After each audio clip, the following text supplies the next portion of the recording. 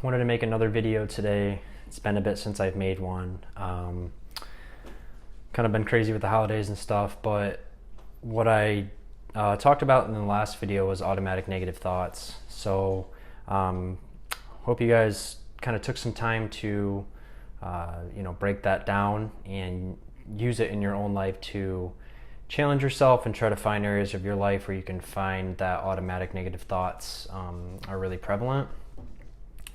I find that kind of what I said in the last video is when you start to be on the lookout for stuff like that, you start to really find areas of your life where it's, they tend to be just circulating your brain so quickly and so, just there's so many of them that you tend to not catch them basically, and you kind of tend to not understand that they're there.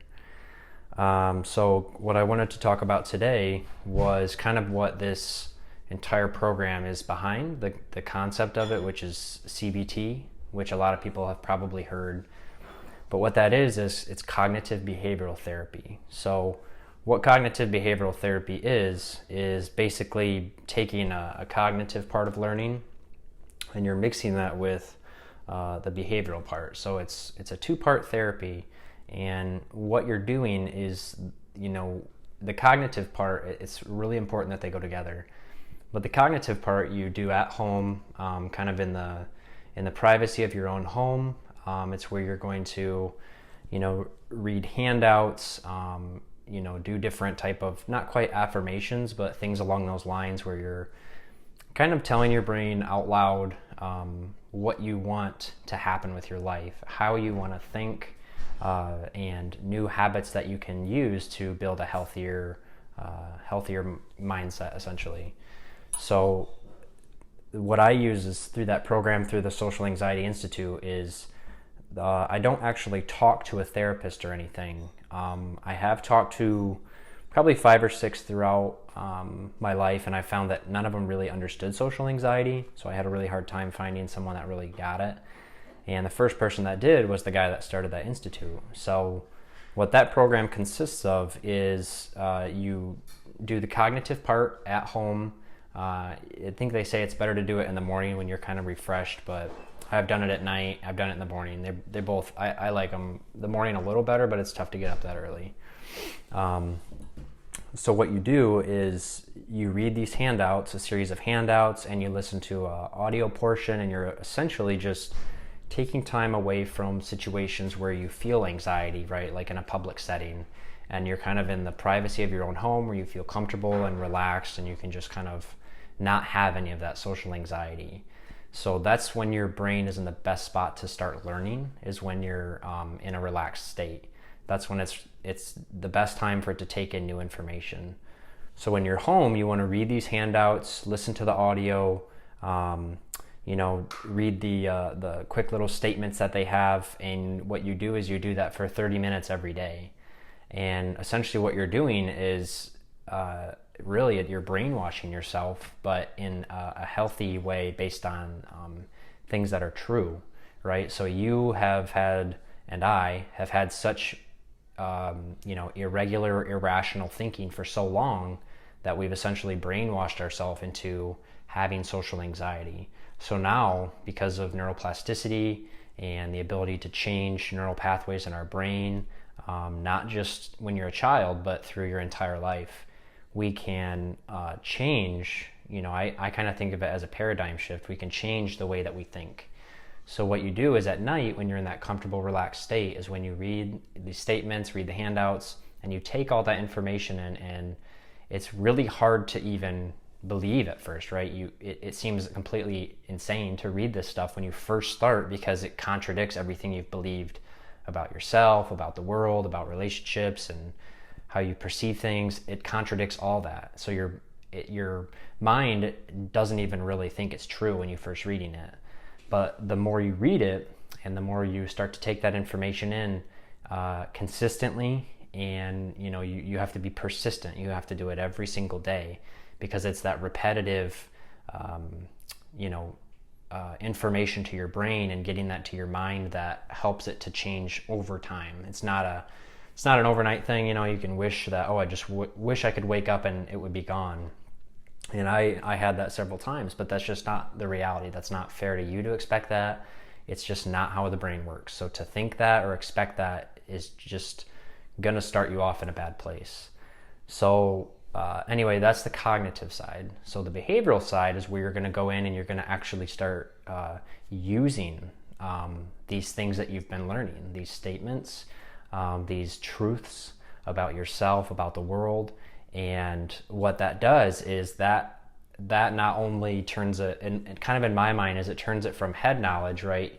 You know these things, or you've read them so much you're familiar with them, but it takes it from head knowledge and it turns it into kind of like heart knowledge, meaning you believe something. So once you start to put in place what you're learning at home and you start to put that in place in the real world, you start to see how true what you've been telling yourself each day for 30 minutes, how true that actually is. And you start to really see how off your thinking has been for so long. And what it is to kind of quickly summarize, I can make another video and dive deeper into this, but to summarize, it's the, you know, people, the way they experience anxiety typically is through feeling. So you feel anxious. That's how people always describe it. I feel anxiety, panic attack, nervous, sweating. You feel all the symptoms and the feelings. And that's the strongest one. That's the strong that kind of proliferates, you know, and through our lives and our body. And what you want to do, what we want to do is, you know, we immediately want to take away the feeling, right? You don't want to feel that way. Well, the truth is that you didn't just start feeling that anxiety, right? You weren't born with it. You weren't born, you know, immediately with feelings of anxiety and that predisposition in a way.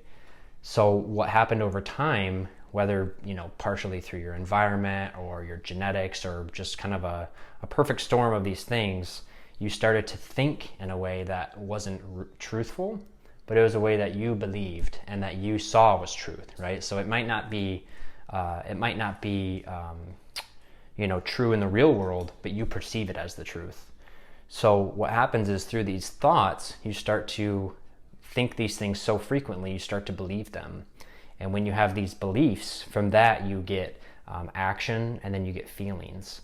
So now what we're doing is we're getting these anxious feelings, right? Because deep down we believe that, oh, people are scrutinizing us, or when you're in the grocery store line, or when you're, you know, in my case, examples are like a checkout line, or at the post office, or someplace where you're talking and you know other people can hear you. You think that everyone's listening to you and staring at you, and it feels like everyone's eyes are on you, right? And you just feel like things are kind of closing in around you and everyone's judging you, and you're just, you know, everyone is there at the post office or at the bank to make fun of you or find flaws in you. And that's what it feels like. But when you start to, you know, use these therapy techniques that you learn, that a lot of them are paradoxical, meaning it's the opposite of what we think we should do to get better. So you think you should do a certain thing and you keep doing that thing and you keep doing it, but it actually makes your social anxiety worse. So what you do by reading this is it kind of gets your thinking outside the box, and you say, well, this is what I thought I would do to get better, so I did it and I got worse. But this is telling me to do this thing and it helps, but that doesn't even make any sense, right? That makes no sense, so why would it help? But that's why it's so difficult to overcome social anxiety on your own, is you have to do these things that are opposite of your intuition. And that's something that not a lot of people can figure out on their own, right? So it's through doing these things, like one of the techniques is called the Lookaround Technique in this program. And what that is it's really just what it sounds like. You kind of look around and see what other people are doing. You kind of look at, you know, the person next to you and the person behind you, you know, and without just awkwardly staring at them, but, you know, pretend to itch your neck and just look around, quickly scan the restaurant you're in or something, and just see what's actually going on with your own eyes. And it's never failed me. And every time I look around, when I feel like people are staring at me and criticizing me, I'll look around and no one, not a single person is looking at me.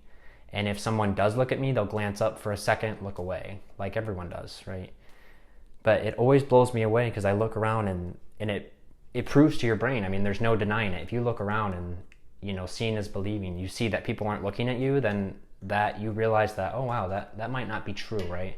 When I'm in these situations and I feel that everyone's judging me and their eyes are on me, that might not actually be true, right? It feels true, and I guess I believe it deep down whether I knew it or not.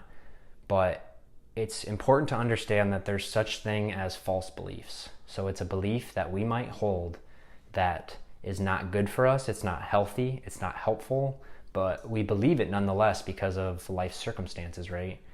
And it's never really a conscious decision. Like I wasn't just sitting there and like, I want to start believing that people are staring at me, right? You don't do that. It's not a conscious decision. You just kind of subconsciously get to this point where you overanalyze things, or you're, trying to figure something out, and you get to that point where you start to experience the anxiety. But through, kind of to summarize, through CBT, cognitive behavioral therapy, you're able to challenge your thinking and start to learn techniques in the privacy of your home or wherever you want to do it, where no one can hear you, and you can just kind of be yourself and read and start to take in information from a source that is true and healthy and helpful.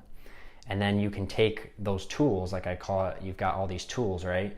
And you go out in the real world where you start to get all that anxiety, and over time you can start to apply these tools in different situations. And the more you do it, the more you do the cognitive side, and the more you do the behavioral side, you're going to break up the firewire connections in your brain, right? Those neuron connections you've built over time, you're going to start to break those up, and you're going to build a new pathway that's built on calmness, on truth, on peace, on confidence, and that's going to start to build over time. And like anything else in the body, the brain focuses on the use it or lose it principle. So, if I start focusing all my energy on doing the cognitive part, going out in the real world and applying it, eventually that neural pathway is going to grow stronger. And it's kind of confusing to picture, and it was theoretical for a while until we got like CAT scans and stuff, right? Like MRIs to scan the brain, where you can physically see changes in people's brains after using or doing cognitive behavioral therapy. And kind of a good analogy of how I think about it is, if you've got a 6-lane highway and you've been taking that highway for years and years and years and years, right? Decades, however long you've been having social anxiety, that's going to be, it's a huge highway. There's tons of traffic. The roads are nice, like it's paved well. It's easy to drive really fast down it and get to where you want to go quickly. And, if you were going to go somewhere, would you rather take, get in your car and take this really easy to drive road, or would you rather walk through the woods? And everybody, the easiest way is to go down the road, and that's how your brain works. Whereas in the woods, there might be a small walking path, and that walking path is you starting to create a new pathway based on the principles in this therapy program. And so what happens is, the more you use the principles and the statements, and you apply this therapy to your life, not only reading it at home, that's not enough. You have to do both of them. When they come together is where you overcome it and you start to improve your life. But when you start, it's just a worn pathway, right, through the woods. It looks like a walking path, and it's not much compared to this big highway. So your brain is still going to want to take this, but every once in a while it's going to say, okay, I'll go the way you want me to go.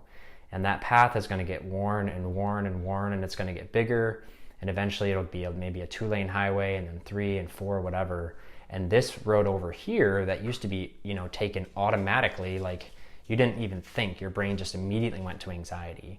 Well, now when this road over here starts to get easier to go down and worn, and the path that's built on calmness and peace, your brain is going to automatically want to take this way because it will be the easiest.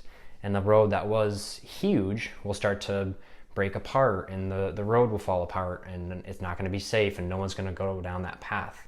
So your brain is going to go down this new pathway, and it's going to be something after a while that you don't have to think about, right? You don't have to apply this therapy aggressively your whole life, right? You don't have to.